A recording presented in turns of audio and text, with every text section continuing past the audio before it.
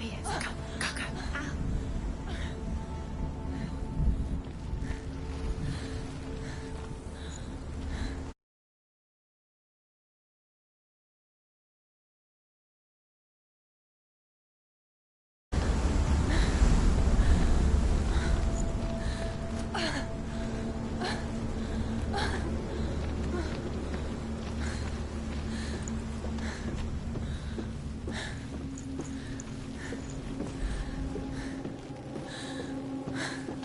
Before she first met him, she was not in a good place.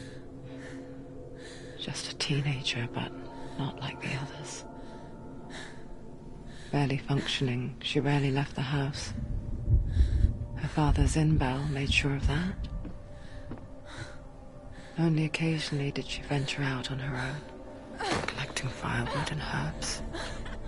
Errands out in the Orkney Plains.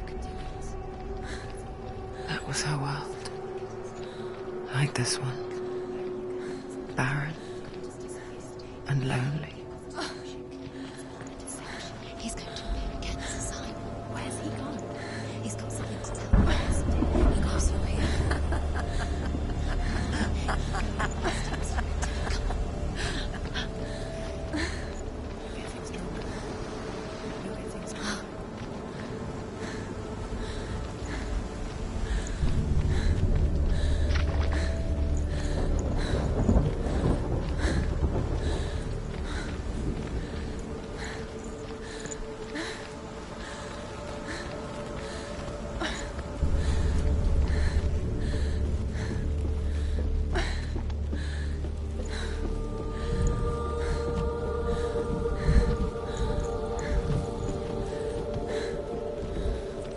There he was, the lone figure of a boy, swordplay under the shade of a tree. She remembers the first time she saw him. To her young eyes, he moved as if dancing, and the world danced with him.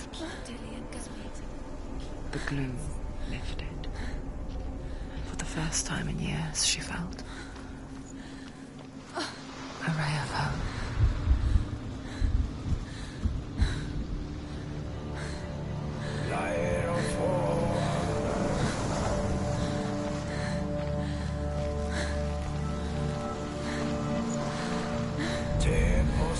The Northmen tell of a great hero. His name is Sigmund.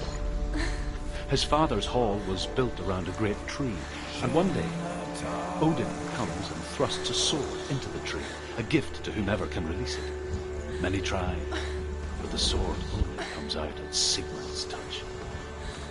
His brother.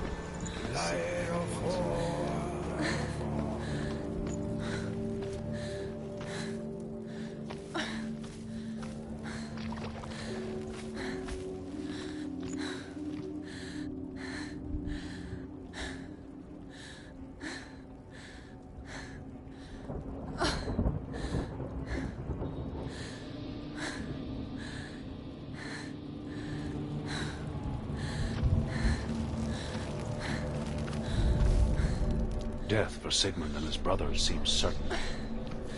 But the king's wife is Sigmund's sister, and she begs for mercy and implores the king to chain them up instead.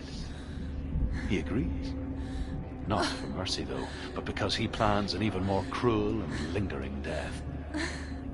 Chained to a tree in the forest that night, a she-wolf comes and devours one of Sigmund's brothers. She returns, ravenous, night after night, until only Sigmund is left.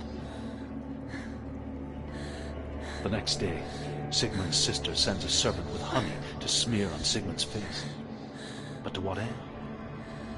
Well, that night, when the she-wolf appears again, you'll never guess what happens.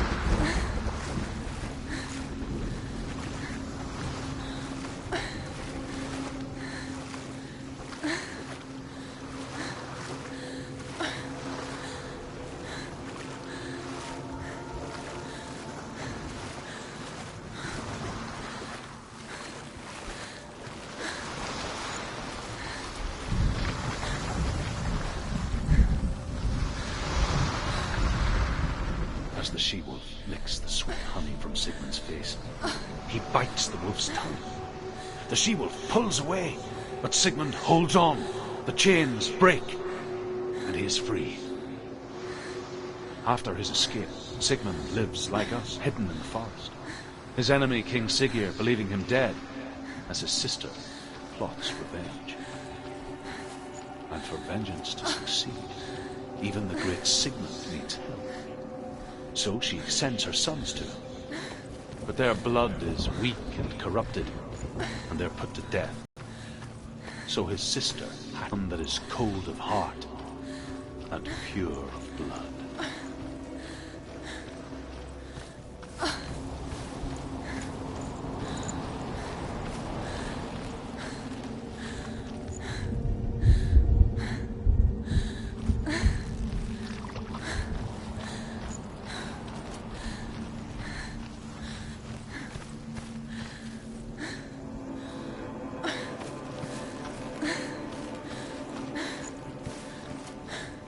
Day after day, watching from afar, she mimicked him, perfecting her own secret dance,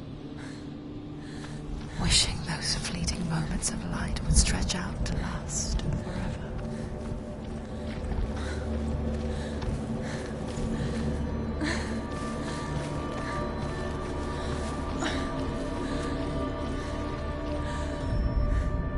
Sigmund's sister trades shapes with a sorceress, and in disguise, she lies with her own brother. She gives birth to a son named Sinfjotli. After a time, she sends him to the forest to study. He tests him and finds him strong and fearless, and so they go to take their vengeance against Siggeir. They're captured, and Siggeir has them buried alive. Can't even fight. It's just deception.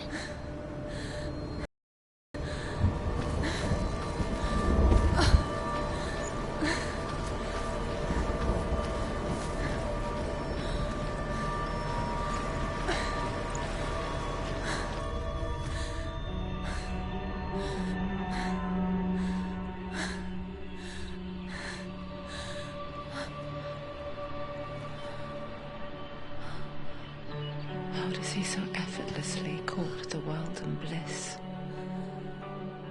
If only she could do the same. See the world through eyes anew,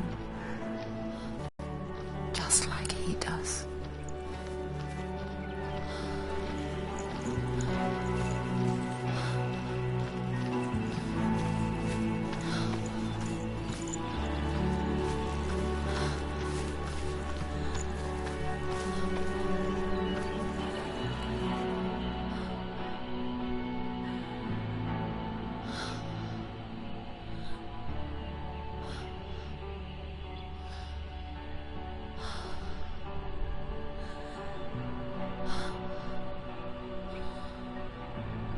What's your name? Senua. I haven't seen you before. I don't leave home much. Oh, Zenua's daughter. I have to go. Wait. Who taught you to fight like that? No one. No one? Well, I watched you, and You learnt all of that from watching me? You should become a warrior, you know. me? I'm Dillian. I'm here for the warrior trials. Just come and watch. And bring your sword. You can't put it into words. That moment when you look into the eyes of the one who's supposed to reassure you, make you feel safe. It only takes an instant. Fear swallows you before you have a chance to make sense of it. And darkness becomes a part of who you are. You killed him. But her world changed the day the Norsemen took him from her. Senua knows that there's no going back to how things were. That there's nothing to go back to at all. Stay still, stay quiet, hide, don't tell her. Their gods can see into your mind. They will use this power to destroy you. They won't stop me. I can still feel it. Whatever's left of him, they will never let him go. I'm not gonna let him rot here! You're the one rotting here. Leave me alone! You will die here. No! And all your suffering will have been for nothing. Shut up!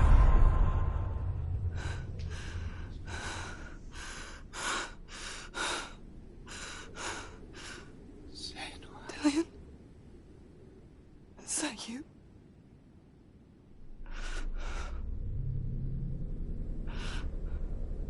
I'll find you, my love.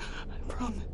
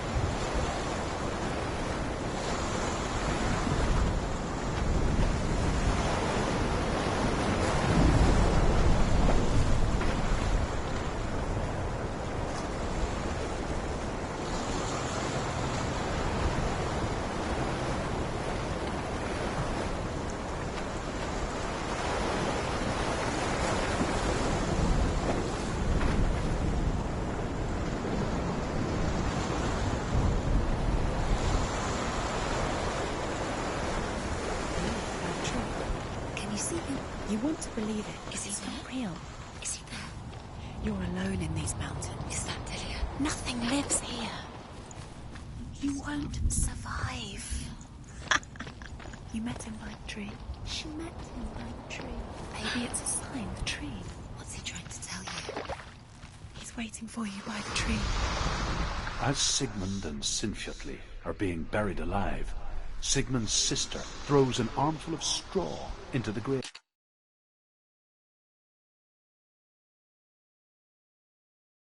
mound. Hidden in the straw is Sigmund's sword, the gift of Odin.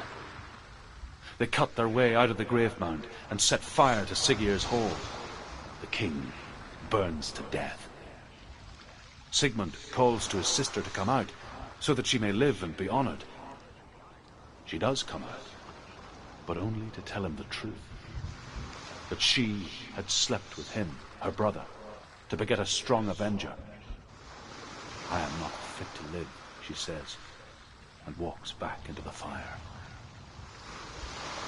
Strike vengeance from your heart, Senua, as there is always a heavy price to pay.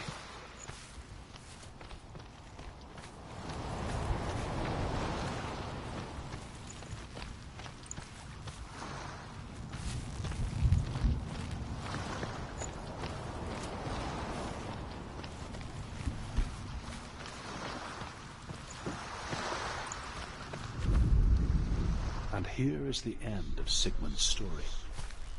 He was a fierce and great warrior who fought many battles. But one day, an old man came onto the battlefield. Although shadowed by a hood, Sigmund saw that he only had one. The man raised his spear, and Sigmund struck at it with his sword, but the sword shattered into pieces. Sigmund then knew that this was Odin, and thus that victory could not be his. He bowed his head and accepted his end. Dying, he tells his wife that she is with child, and that her son will one day make a great weapon out of the fragments of his sword.